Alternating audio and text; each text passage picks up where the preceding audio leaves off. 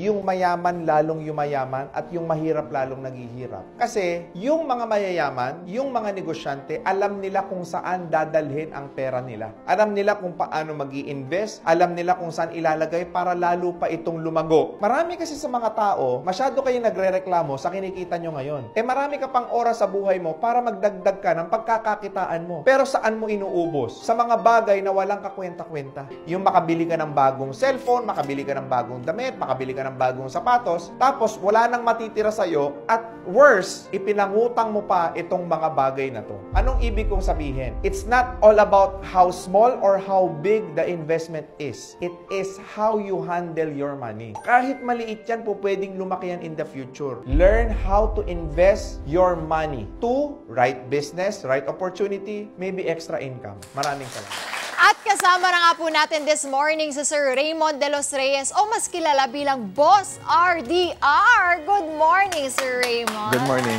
Good morning. Bati ka muna sa mga kada natin. Yan. Siyempre, binabati ko lahat ng mga nanonood, mga kakada natin. Good morning, good afternoon, and good evening. Wow! Ano yun San mang lupalop ng mundo na yun. Yes. Diba, Boss RDR? Eto at the age of 19, pinasok mo na yung pagnenegosyo. Yes. At ilan daw sa mga ito ay hindi naging matagumpay. Ano ba yung mga negosyong itong pinasok mo?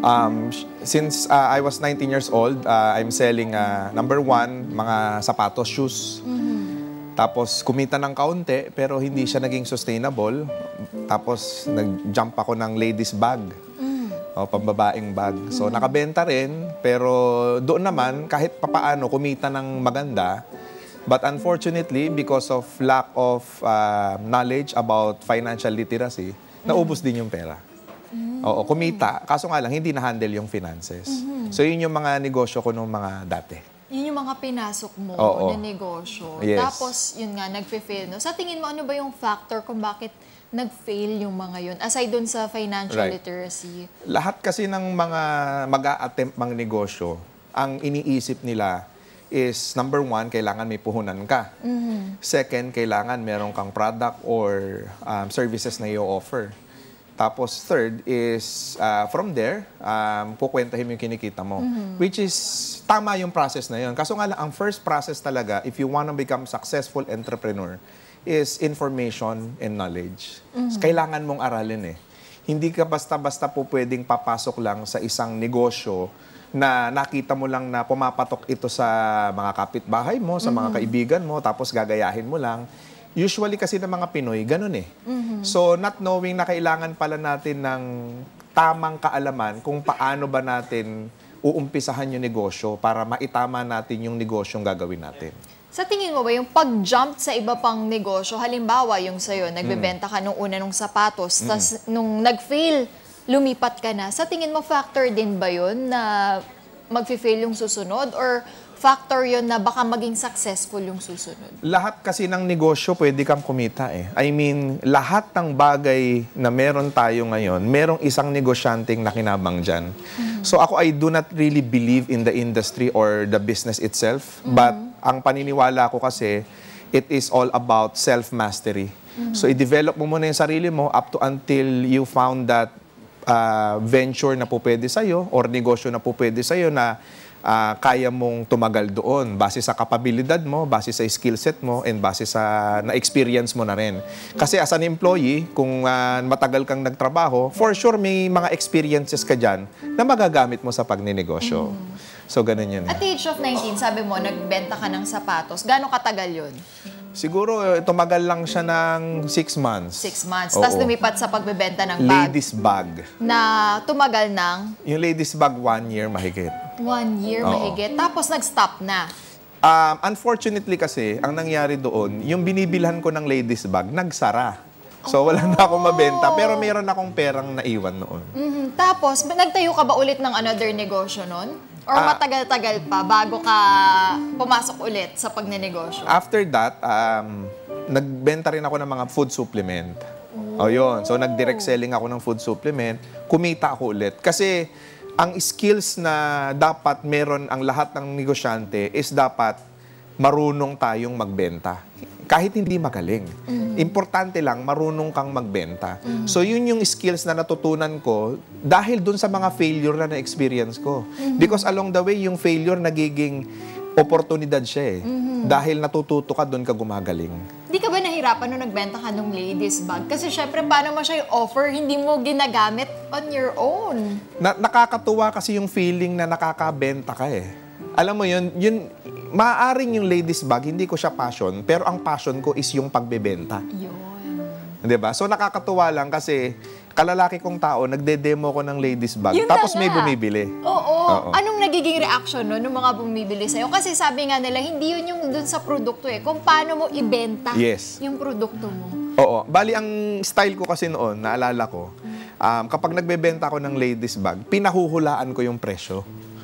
Ayun ang diskarte ko. Kasi sa mall, pag bumili sila, ang presyo napakamahal.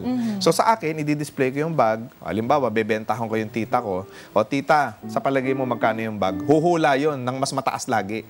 Tapos magugulat siya, alam mo ba, 500 pesos lang yan kapag binili mo ngayon. O ito pa, good news, may libreng wallet.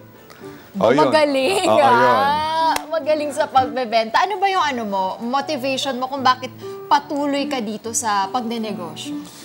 Kasi ako naniniwala talaga na kung gusto talaga natin maging financially free sa buhay, ang pinakamagandang platform talaga is business eh. I mean, obvious naman eh, na lahat ng mga financially successful na mga tao, sa negosyo talaga sila na mayagpag. So yung mga model natin, yung mga nakikita natin na mga mayayaman, mga nakabili ng malalaking bahay, magandang mga sasakyan, maayos ang pamilya nila, may mga savings sila, nasa negosyo sila eh. So ako, yun yung advocacy ako sa napakaraming mga tao na nagtuturo ako kung paano ba talaga tamang mag-start ng negosyo. Yun kasi minsan yung nagiging problema, Boss RDR, no? Magnenegosyo ka, nasimulan mo, magfi-fail. Tapos magnenegosyo ka ulit, magfi-fail. So yung iba, ayaw nang sumubok ulit dahil nga fail yung nararanasan nila. Yes. So anong message mo sa kanila based on your experience? Your failure is your greatest ally to success. Yun yung pinakakakampi mo eh. Bakit? Yung failure kasi, nandun yung learning experience eh. Hindi mo, kumbaga hindi ka gagaling kung wala kang nasubukan. Kung hindi mo inattempt, kung hindi mo trinay. Marami kasing mga tao, ang tinitignan nila lagi yung failure as failure negative. Hindi nila tinitignan yung failure, ibahin mo lang yung perspective eh. Failure, palitan mo lang siya ng learning. Palitan mo lang siya ng obstacle. Palitan mo siya ng challenges. It's like a game, no? Na kailangan mo lang sagutan yon. Pag nasagutan mo yon, parang sa pag-aaral, di ba? Papasa ka sa exam pag nasagutan mo yung test paper mo.